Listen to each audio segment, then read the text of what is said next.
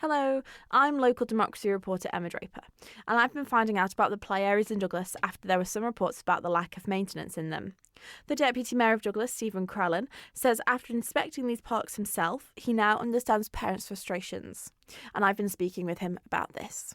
Yeah, basically it started from a post on Facebook that Mr Pitts put up with regards to Nobles Park, and within a few minutes of that being put up, I was getting messages from constituents within Pulrose, Annika, Spring Valley, and I had a woman up at Balavarga up the top contacted me. So rather than just sit there and go off what they've just said, I thought I may as well go around and inspect the parks myself personally, take photographs and relay that information back to the director of Regen, so she can give me some information to tell me whether there's anything getting done or whether there's stuff in the middle of being ordered.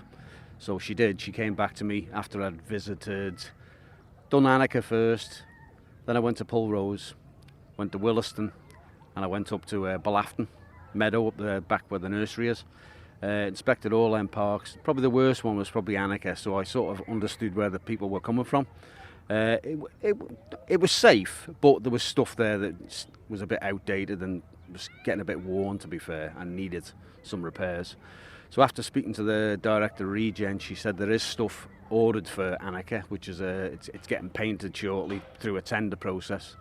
We've also got some safety surfacing being ordered, and there's also new fencing going around there to protect it from dog fouling and stuff like that.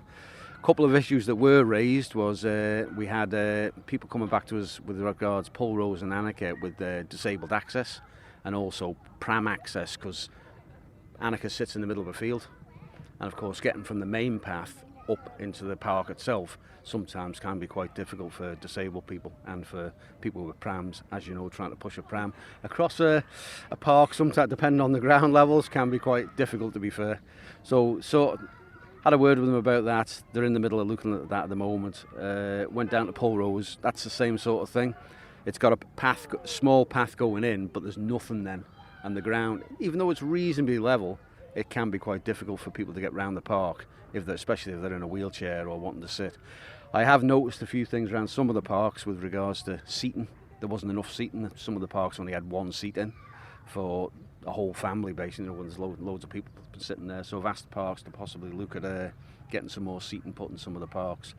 I still do have some parks to look around, which is Cool Road, which is up in the Balavarga estate. There was a major accident there years ago, and they put fencing around it after the boy got knocked over by a car on the main road.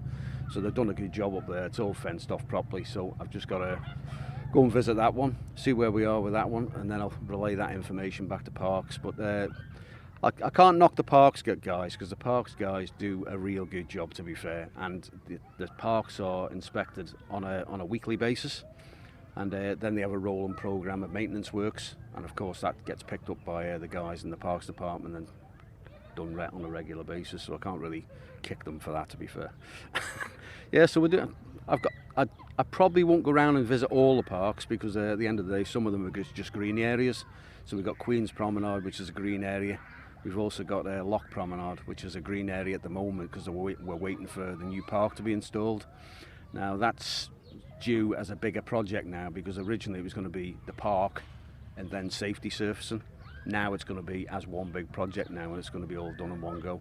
Well, hopefully that'll be towards the end of the year, so we'll have to see how we get on with that.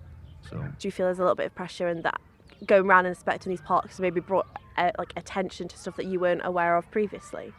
Well, basically what we've got roughly about 11 parks in total, so Douglas has probably got more parks than anybody else, any other part of the island, to be fair, yeah, any other constituency. So it is quite a large task for, the likes of the Regen and the Parks Department.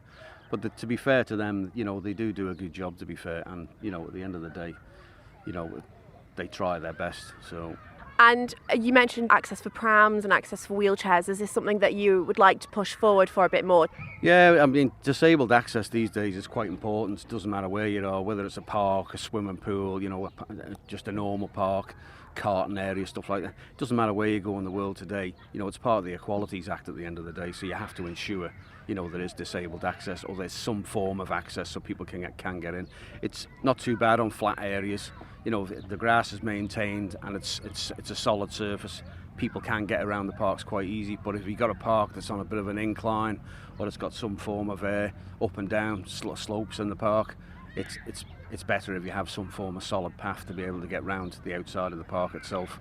Even just being able to get to the seating areas and be able to sit down and have a meal and basically watch the kids while you're in the park itself. So yeah, it is quite important.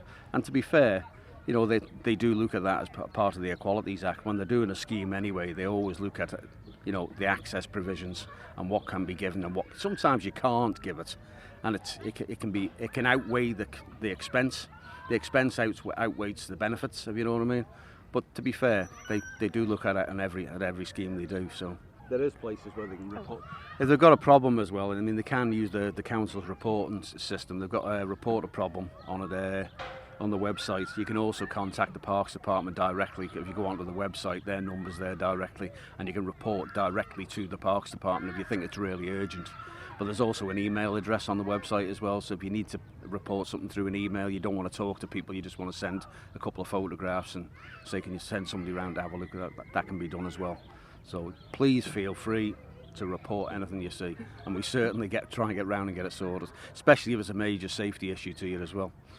Have you seen any sort of major safety issues while you've been inspecting, or is it all generally been quite okay and maybe just to be fair, I think the main things have been the Annika play park really, because it is quite uneven. There's weeds growing through the safety surfaces up there at the moment. That's why they've gone and ordered safety surfacing, and also the fencing is to keep all the dogs there, because it's open to anybody walking across it, to be fair. You know, I've only noticed minor things when I've been up in the Annika park. Fair enough, it needs a paint. But all parks need painted eventually. You know, at the end of the day, they wouldn't paint them every year. They're normally on like a 3-year rolling programme, and they tend to get put out to contract, and there's a painting contract going out shortly. So, and hopefully they'll be around the parks to paint the parks. So yeah, they're not bad in Douglas, to be fair, and fair play to the Parks Department. They've done a good job. Yes, safety's paramount for the parks. I mean, we've just implemented a new pet play policy as well, which the council adopted only, I think it was a couple of months ago they adopted it. So that's setting the basis for all our parks within the borough now. So, or should I say within the city, as we've not long got city status, yeah. So, yeah, within the city. So we've adopted that play policy, and you know that allows the kids more freedom, because some of the policies that used to be used in the UK used to restrict what the children could actually do. So now it's more of a give and take with the kids to give them a bit more freedom in the parks and allow them to learn basically from their own mistakes basically. So yes, it's good. It's good that they've took it on board. Oh, well, that is all my questions, and I'd be amazed if you had anything to add, because I think we've covered everything. But if you do think I've missed anything off, or you've missed anything off, if you want to add anything. No, that's great. Just like I said, all I would say to people out there, you know, don't be frightened to report anything at any of the parks. Speak to the Parks Department. You know, if you think it's an issue, just give them a ring. Somebody will come down and have a look, and we'll certainly try and get it fixed as quick as we can.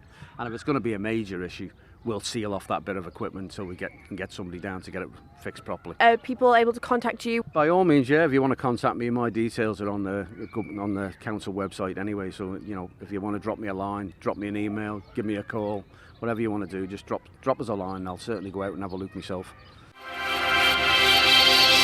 Thank you for making it to the end of the Little Manx Radio newscast. You are obviously someone with exquisite taste. May I politely suggest you might want to subscribe to this and a wide range of Manx Radio podcasts at your favourite podcast provider, so our best bits will magically appear on your smartphone. Thank you.